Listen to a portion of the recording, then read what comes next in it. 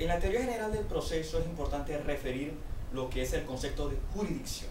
Ahora, ¿qué es jurisdicción? Podemos determinarlo como una característica, como una formalidad que va a dar raíz al principio de que los jueces y los órganos de administración de justicia van a dirimir las controversias que tenga la ciudadanía basados en el aseguramiento de satisfacer sus pretensiones. Ahora, hablar de jurisdicción permite también citar dos conceptos claros. En primer lugar, la soberanía. Vamos a delimitarlo de manera más clara.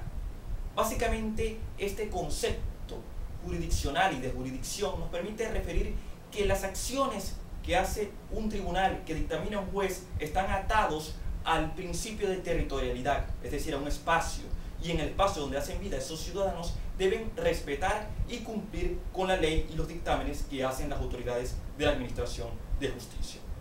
En Venezuela, para hablarlo de manera clara, durante el siglo XIX se caracterizó nuestro país por un periodo de luchas, por un periodo de guerra de independencia, por la transformación de la república, el cambio de depender de la monarquía española, de ser una capitanía general de Venezuela, luego la Gran Colombia, y poco a poco fue cimentándose a partir de 1830 el país como una entidad independiente.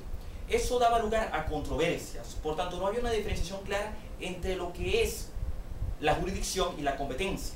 Fue en el siglo XX, ¿no?, un siglo de transiciones democráticas, de dictaduras, donde se empieza a marcar la distinción entre esos dos conceptos, entre lo que es jurisdicción y entre lo que es competencia. El siglo XXI, sobre el cual cabalgamos, permitió ya referir de manera más clara lo que era esa distinción, ¿no?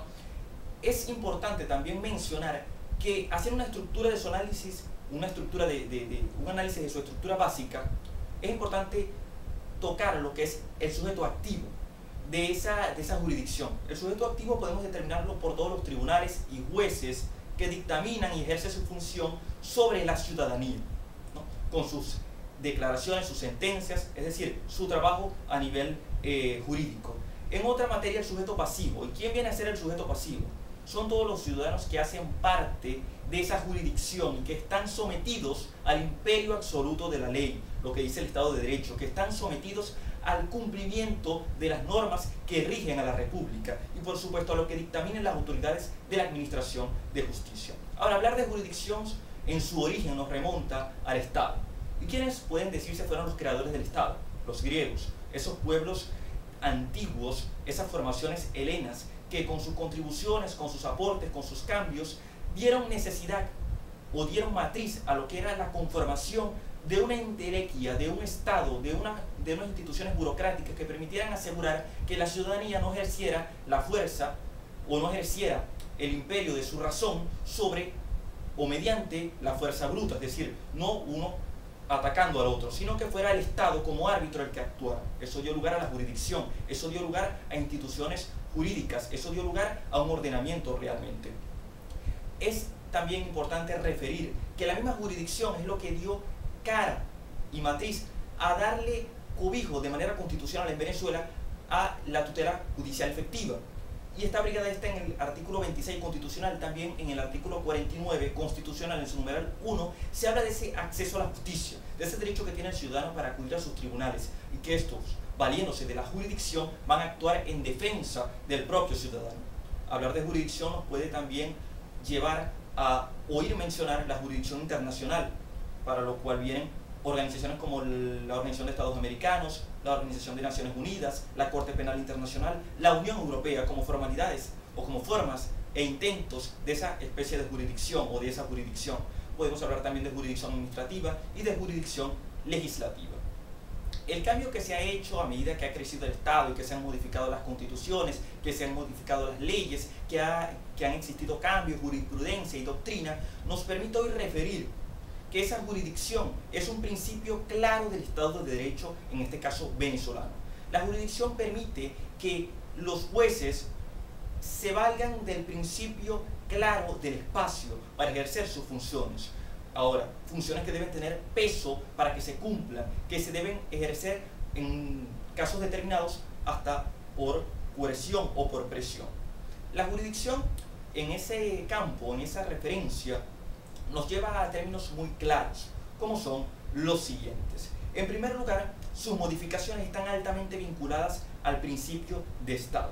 Y en segundo lugar, dependerá de la jurisdicción marcar su distinción de otros conceptos como la competencia. Ahora, la competencia es también importante para entender la teoría general del proceso y del derecho propiamente. La jurisdicción es un ente amplio, mientras que la competencia es parte de la jurisdicción.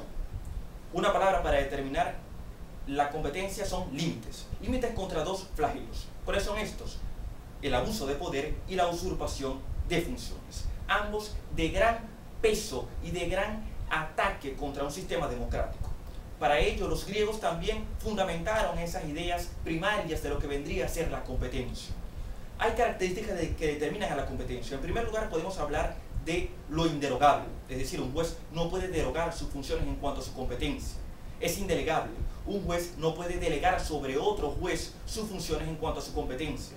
Es también improrrogable. Las partes que hacen parte o que hacen forma de un proceso no pueden buscar que otro juez solvente su situación si éste no tiene la competencia que el juez asignado a su caso tiene. Y es de orden público. El orden público, ¿por qué lo referimos? En primer lugar, el orden público porque cada acción que determina el sistema de administración de justicia va a tener una implicación en cuanto a la sociedad, en este caso venezolana. Hay dos artículos que permiten impugnar el tema de la competencia y permiten así dar cara a esto. De acuerdo al Código de Procedimiento Civil, en primer lugar destacamos el artículo 70 y en segundo lugar el artículo 71. Uno de ellos habla de esa competencia, impugnarla, pero de cara o de oficio, podríamos decirlo. Y otro artículo también importante lo refiere, pero cuando esto es a instancia de partes, es decir, las partes son las que actúan bajo un recurso jerárquico de ir escalando a través de las funciones del sistema judicial. En caso de no existir, por ejemplo, un juzgado superior común, una circunscripción judicial, podríamos decirlo, se acude directamente al Tribunal Supremo de Justicia. Ahora, competencia requiere y fundamentalmente importa a cada ciudadano, a cada persona que hace parte del país, porque él va a dar carácter a que, por ejemplo, un juez civil no pueda ejercer funciones en el tema penal, ni que un juez penal pueda ejercer funciones en materia laboral. Cada juez tiene una competencia, tiene unas atribuciones específicas de acuerdo a su preponderancia en un país.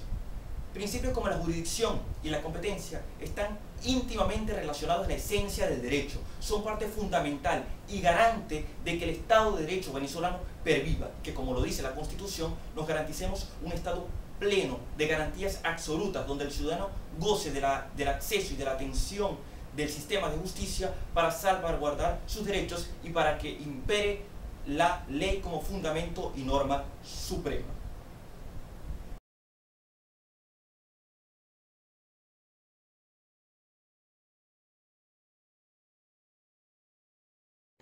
La competencia subjetiva y su control. La competencia subjetiva es la facultad de ejercer la función judicial, la cual, en principio, atiende las condiciones del juez en su noble función de administrador de justicia, requiriéndose que el sujeto decisor sea una persona revestida de transparencia e imparcialidad en su actuar judicial. Desde el punto de vista procesal, el juez no debe ser una persona parcial. Tampoco debe tener vínculos de parentesco por consanguinidad ni afinidad con los litigantes, así como tampoco debe tener un interés directo con las resultas del juicio, ya que de esta forma se consideraría que el juez pueda decidir a favor de esa parte.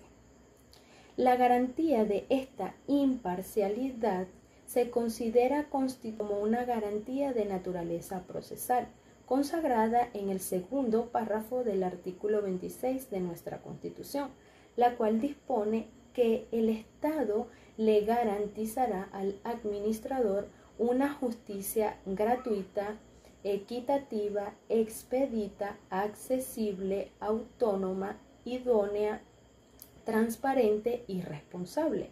Lo cual cabe mencionar que el juez debe obrar en función de su integridad, revestido de imparcialidad, de modo que su decisión sea idónea y transparente. con una autonomía en su criterio, debe ser responsable de la parte que represente la controversia en ese caso y debe ser independiente en cuanto que actúa en nombre del Estado. Cuando la capacidad subjetiva del juez se encuentra limitada por circunstancias que le impidan actuar en un proceso penal en concreto, debido a una posible relación con el objeto de dicho proceso o con una de las partes, lo cual da lugar a una sospecha de parcialidad, lo cual también daría origen a una figura jurídica denominada, que conforme a ello, la ley establece figuras como la recusación y la inshibición, las cuales fueron creadas para que el magistrado judicial, cuando se encuentre en alguno de estos casos, como por ejemplo cuando posea parentesco con alguna de estas partes, o lazos de amistad o enemistad, debe manifestarlo a través de la inshibición. Y en caso de no hacerlo, las partes pueden revocarlo mediante el recurso dado, el recurso dado por la ley, es decir, la recusación, lo cual se hace con el fin de que sea parte del conocimiento de la causa.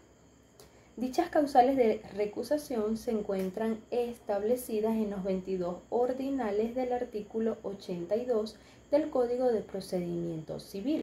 En cuanto a su control, tenemos que la potestad jurisdiccional no funciona de forma ilimitada, sino que su ejercicio se encuentra restringido por la serie de requisitos que la ley impone para su control y que es necesario para la seguridad del procedimiento penal. Entre ciertos requisitos tenemos que resaltar a la competencia misma, que en materia penal condiciona a los órganos dicho poder para ejercer la jurisdicción y poder realizar la potestad represiva, las cuales son utilizadas por las partes, los jueces y demás funcionarios, que a tal efecto son aplicadas por el mismo juez o funcionario de forma voluntaria cuando consideran estar intercursos en alguna de dichas causales.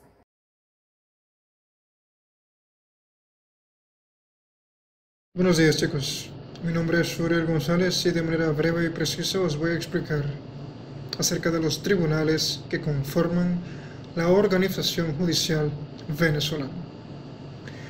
Según el artículo 60 de la Ley Orgánica del Poder Judicial, el Poder Judicial mismo es ejercido a través del Tribunal Supremo de Justicia, los tribunales de la jurisdicción ordinaria y los tribunales de jurisdicción especial, y va a estar determinado de acuerdo a la competencia y jurisdicción.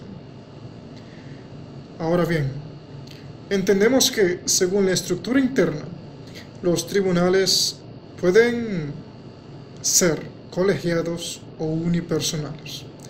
Los colegiados están conformados por varios jueces. Un ejemplo de esto sería la Corte Marcial, la cual se encuentra conformada por 5 magistrados militares. A su vez, los tribunales unipersonales son todos los demás tribunales del país, como los superiores, los de primera instancia y de municipio. Según la competencia, los tribunales se pueden clasificar en ordinarios, los cuales son los que ejercen la jurisdicción civil, mercantil y penal. Y en materia base conocen en principio todo tipo de causa civil o penal.